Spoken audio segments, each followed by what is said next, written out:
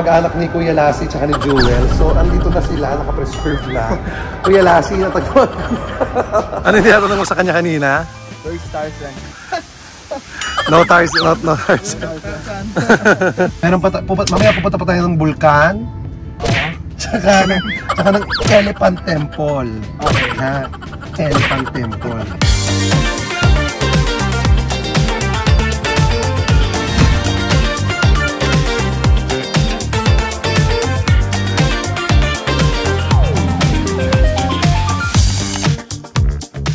Nakshis, welcome back to my channel. Kasama walang Mega Hate and Bashing. And today we are still here in Bali.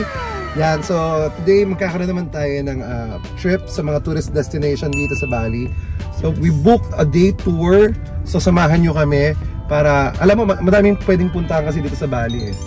Pero may pupuntahan tayo kasi we have this private day tour today. At yun muna ang mga pupuntahan natin. So marami tayong pupuntahan na they will be doing Artisan Village, Kintamani Volcano, ano pa to? Guaga Adja, Elephant Temple. So madami. So samahan nyo kami. Okay? And ito, nagda-drive na yung ano natin. Hi! What's your name, sir? Hi, Nova. Nova? My name is Nova. So siya ang ating magiging driver and tourist. So siya ang ating magiging driver and tourist guide for today, yes. And guys, kasama ka pa rin si John Flores. Wow, baby face yan. Parang busy na. So, we are going to, saan muna tayo? Hindi ko alam yung sa Artisan Village muna tayo. Artisan Village. So, okay. Let's go! Let's go! Di ba tayo nakakalayo, pero sobrang na-excite na ako, ikaw? Na-excite din ako. So lang, maglibot din. Kasi, kahapon ang ginawa natin, tutuwa na lang, ikot lang kahit dito sa beach. Ikot kain? Oo. Wala pa rin siyang energy, guys. Charos. Pero excited ako ngayon. Ayan na, so excited. First time in Bali. Yes. So ayun, kakatanong lang namin kung ilang oras papunta dun sa pupuntahan namin. Nagulat din ako, hindi ko alam. Bigla ako na galing ulit ng Pilipinas. Oo, 3 oras pala. 3 oras pala. Pero comfortable naman yung ride. Naka luxury car ang tawag nila dito, parang Voxy, Toyota Voxy. Tapos ang presyo nito ay 2,500,000 plus rupees. So sa pera natin para siyang nasa almost 20,000. Pero sulit naman, maraming pupuntahan. Mas private kasi siya, guys. May private driver ka naman. Mura pa din siya, di ba? Actually, oo. Kasi marami tayong pupuntahan. Kaya lang nagulat talaga ako sa 3 oras. Kaya ayun, antayin natin mag 3 hours na makakarating na sa destination natin. Malamang sa tulog tayo muna. Tulog muna, tapos hanggang pabalik. Oh my gosh. Excited! Lights out, I'm the favorite. Too many ways, been in your place, there's delays. Edit up. We are here na sa Artisan Village. And 1 hour lang biyahe natin dito. 1 hour and a half. We are here. I just don't wanna settle under these lucid dreams. I'm not just a visionary. It's all making sense to me. So ngayon, makikita natin ang mga process kung paano ginagawa ang silver at gold dito sa Indonesia. So let's go!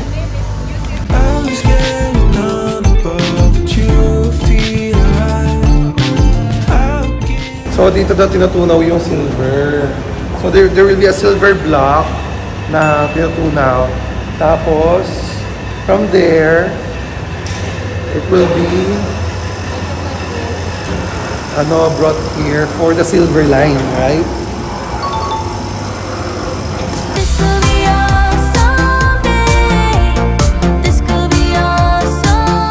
So doon tutunawin, dito ipa-form, tapos dito gagawin yung polishing and finishing. So, tapos dito gagawin ng dito sa area to gagawin yung iba't ibang design. Ang galing. Kaya pala kahit na silver lang siya, talagang mahal kasi ang hirap pala niya talaga to. Tapos yung pag-perform pa lang sa may ring, nakita ko talagang tinigil sa isa. Actually, may hirap yung ginagawa nila. Ayun, oh. They put the stone on a jelly and They what? They put the stone on the jewelry and without glue. Without glue? Without glue. If we put a pearl like this one, we must put with little bit glue. If normal gemstone like this, no need glue. All I wanted was some company to find somebody to be. Pupunta naman tayo sa polishing and finishing. Ito na yung final process yata. This is the final process. Yeah, it's the final process. They make it shining, they make it in here. They made it shine and clean. Yeah, and then the color will be different. Color different? Yeah. This is the basic color, natural color. After this one, we mix again with chemical. Oh. So, they will mix with chemical para kumuntat talaga ng panong-panong. Ay, ito. Ayan siya, oh.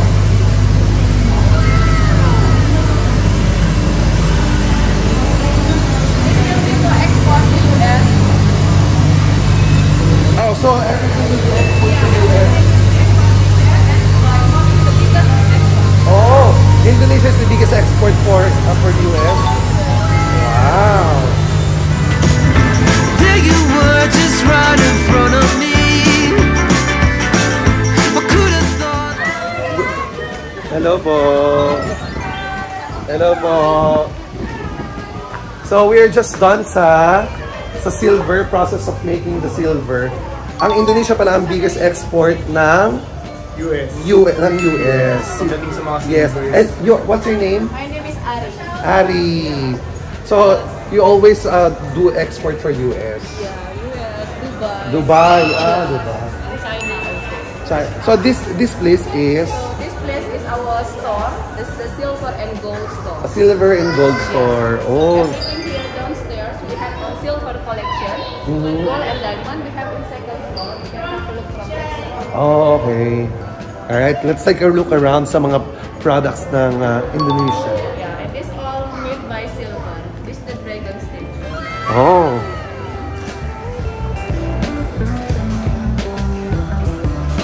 Ito, so this meron silang dragon statue made out of pure silver. And it's handcrafted. Yeah, everything handcrafted in here. Everything handcrafted. Wow! Ang galing, sobrang galing nila. And sobrang detalyado yung dragon. Tingnan nyo.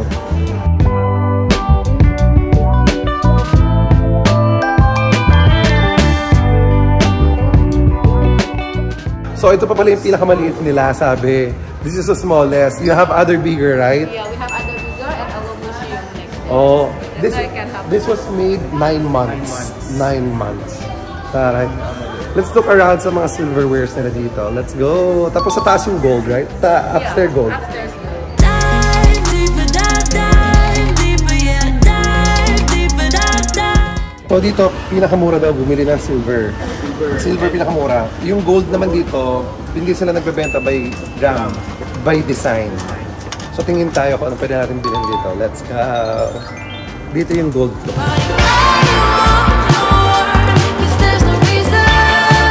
So we are here naman sa Nagasanga Amurwabumi Museum. Sila yung naghahawak ng pinakamalaking silver dragon sa buong mundo. World record sila. Na merong 720 kilograms of sterling silver, bonggang-bongga. Within, ilang years ginawa? 5 years. 5 years na ginawa. Yung dragon na yun. Isang kahabaan na yun. Yes, kaya naman tingnan natin yung dragon. Gusto makakita ng Dax na dragon.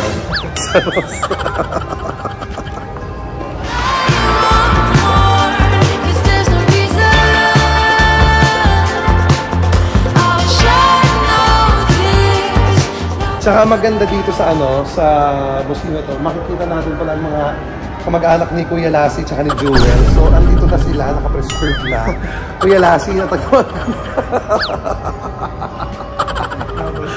Oo, so nandito na sila. Kuya Lassie, matutuwa ka nandito ka sa Bali, Indonesia. So, ito lahat daw yan, mga natural gemstones, lahat.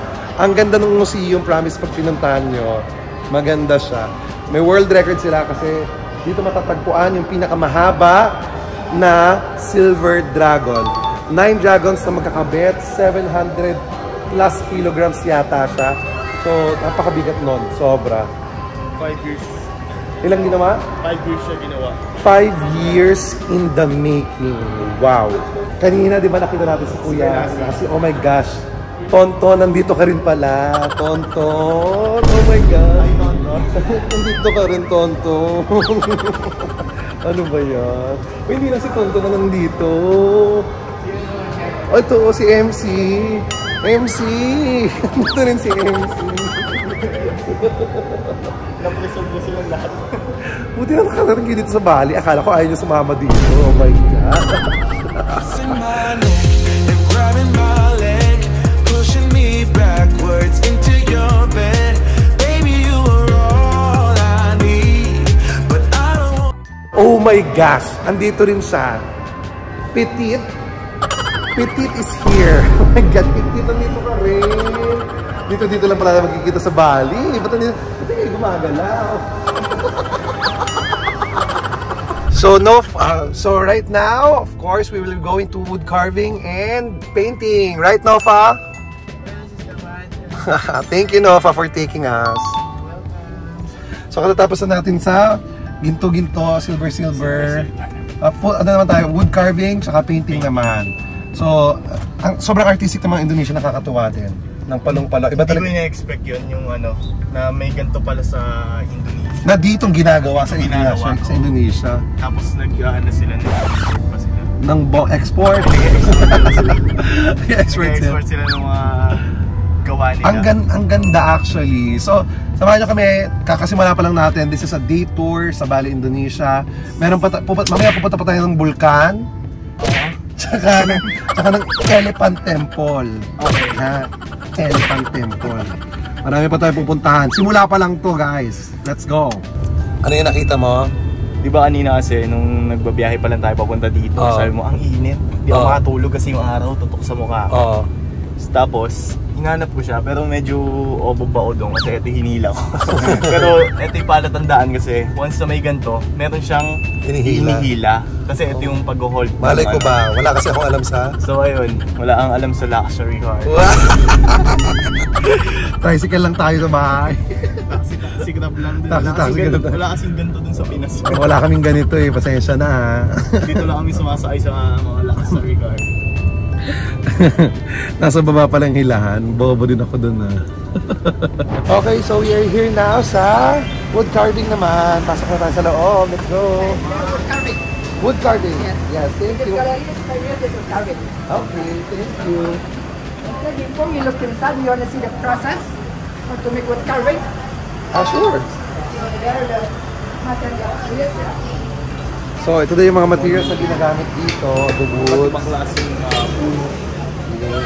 And this is the process of the wood carving. The type of wood. This is crocodile wood.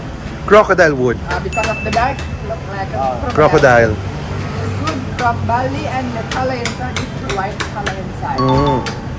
This hibiscus or hibiscus. This wood also from Bali, yeah.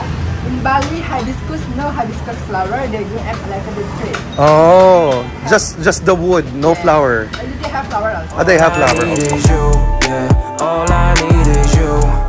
All I need is you, yeah. Like all I need is you, baby. We can rendezvous, baby. All I need is you. Like all I need is you.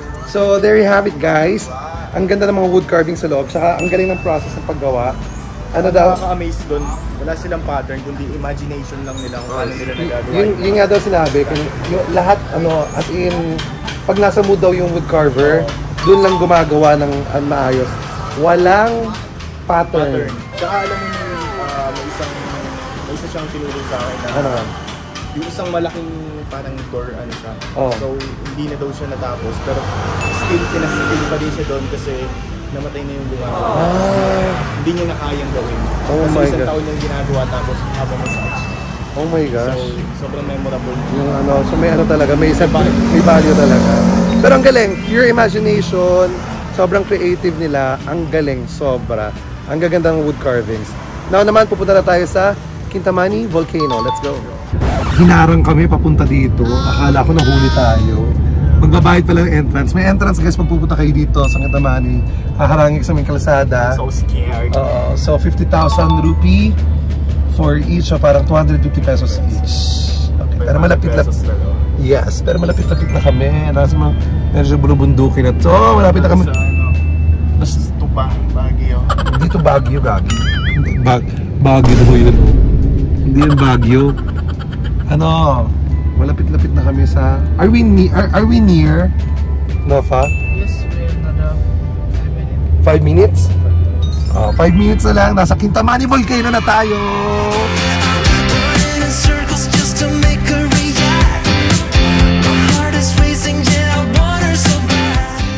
Okay, so nandito kami ngayon sa taas ng Kintamani. So nakikita nyo, magla-lunch kasi muna kami, kakain muna kami. Yung lugar niya, yung vibes niya parang Baguio vibes. Baguio or Tagaytay, no? Pero parehas. ano siya? Mas like parang Baguio siya. Mamaya papakita namin sa inyo yung view, pero kakain muna kami. Nofa here is suggesting a restaurant that is very delicious and has good view, right? So let's eat there. Di mo, parang ano, parang Tagaytay. Para talaga sa Tagaytay, promise. Tsaka Baguio, same feels. Let's go. Dito tayo kakain.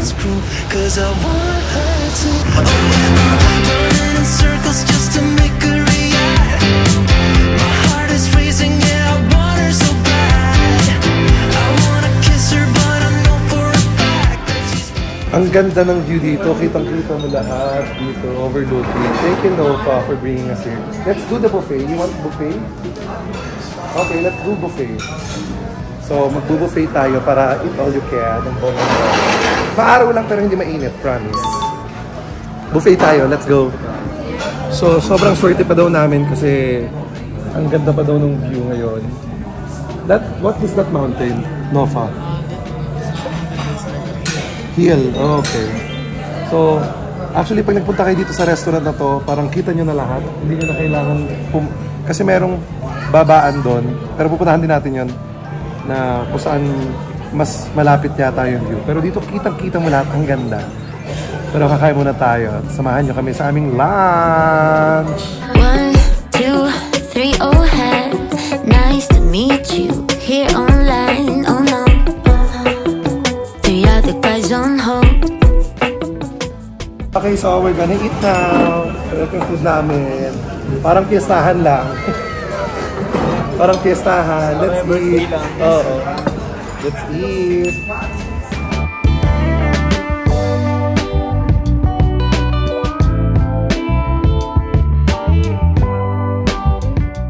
Sarap. Saan naman siguro na ba? You okay na ba? Delicious? Yes. Okay. So, eto, nagpipicture kami dito. Di ba takot ako tahay? Kaya ko ba yan? Uy, kaya ko ba yan? Kaya mo yan? Totoo? May glass naman siya eh. Baka may mga gitna. Gagi, para ako mahuhulog dyan. Parang hindi ko kaya to. 어릴 때 원했던 어른이 됐나 Thought I found oasis mine 놓칠까 달렸던 나 So para talaga siyang Tagaytay or Baguio. Makikita mo na bonggang-bongga. Itong tinatayo natin, Kintamani Mountain. Yung nakikita natin doon, Baturok Mountain. That is other mountain, right? And this one is a hill. So we are standing right in a volcano, right? So Kintamani Volcano. Doon tayo nakatayo ngayon sa Kintamani Volcano. Pero safe naman daw dito kasi ang huling eruption nito ay 1974. So it was the last eruption kaya na-develop ngayon na ganito, parang Tagaytay nga. Ang daming makikita dito na mga tindahan, souvenirs and everything, mga coffee shops. So napakaganda. Tsaka mas okay dito hindi na-active yung volcanoes. Oo, kasi ang hirap naman nung nandito tayo sa biglang pumotok. Lusaw Hindi na mag-erupt na ulit. Lusaw talaga tayo. Totoo din naman. Alam mo kung ano yung gusto ko dito. Ano? yung mga tao, sobrang polite nila, sobrang bait. As in. Nila. Kaya happy lang sila. Totoo. So guys, para sa akin, kung gusto niyo mag-relax dito sa Bali, it's a must na po. Hindi man recommended pumunta dito sa Kintamani kasi ang ganda ng view, ang sarap ng pagkain. Saka hindi mainit. Oo. Maaraw lang pero malamig. Sa balat. Oo. Yung hangin niya. Oo. Bongga. Yes. Kaya naman, let's go na. What's our next stop, Nova? Elephant Cave. Guaguaja. Let's go. Okay, we are now here at Guaguaja.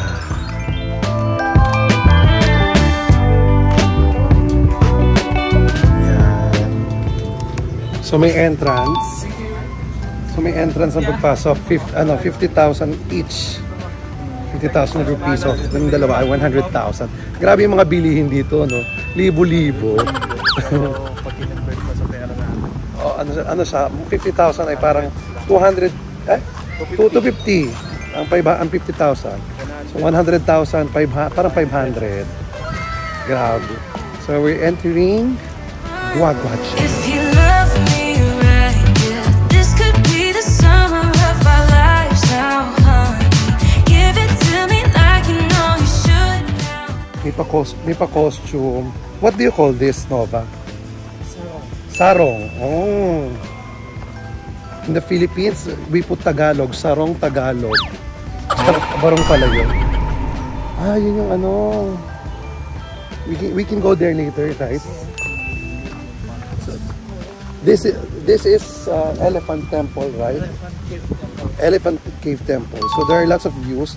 Samahan nyo kami ng bonggang-bongga. Ay, ang ganda sa baba. Tingnan nyo yung baba.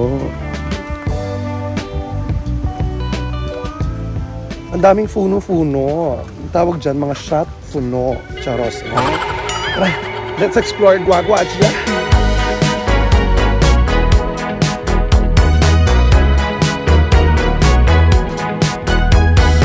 So this is the Guaguaja.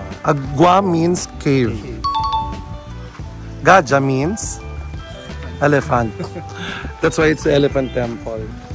Okay, so we're going inside.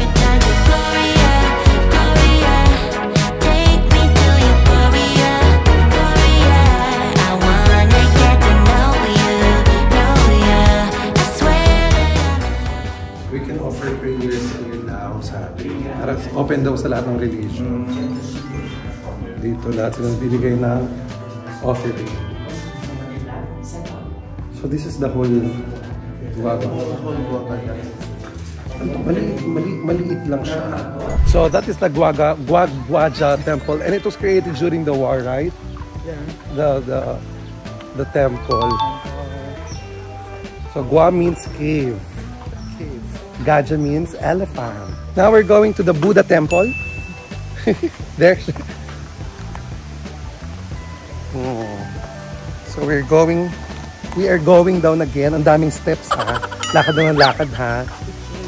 Are you okay to going down? Yes, it's okay. You call this Pantenya, right? Pantenya. Pantenya is stairs. Then if it is open, Pantenya buka. Right? Like, yeah, with Indonesia is tangga. Yeah, when you said Pantenya buka. What's that? What is Pantenya buka? Pantenya buka in Indonesia is mean like the beach is open. The beach is open. Oh, okay. Pantenya buka, it mean. In Philippines, Pantenya buka is different. Pantenya buka. Ang layo ng lakarin na naman namin, no? Pero ang ganda. Look.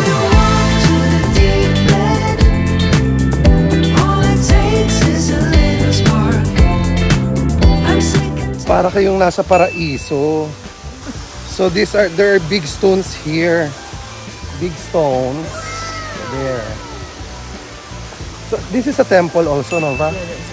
Straight ahead. Mali pala, akala ko ito na yung temple. Ba't ba ako nagmamarunong? Nanginginig yung tuhod ko sa paglalakad. Cardio na naman. Ito na yung temple. Ayun, oh. Yun yung temple. So we're going there. At may mga slight river dito. Oh. So we're going to the temple. What temple is this, Nova? Buddha's temple.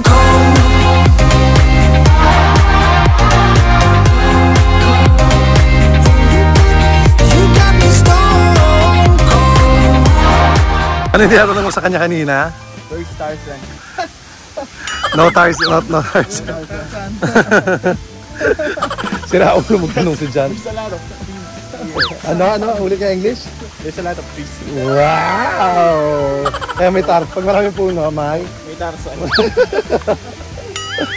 So ayun, basically, yun lang ang makikita natin dun sa Guaguaja.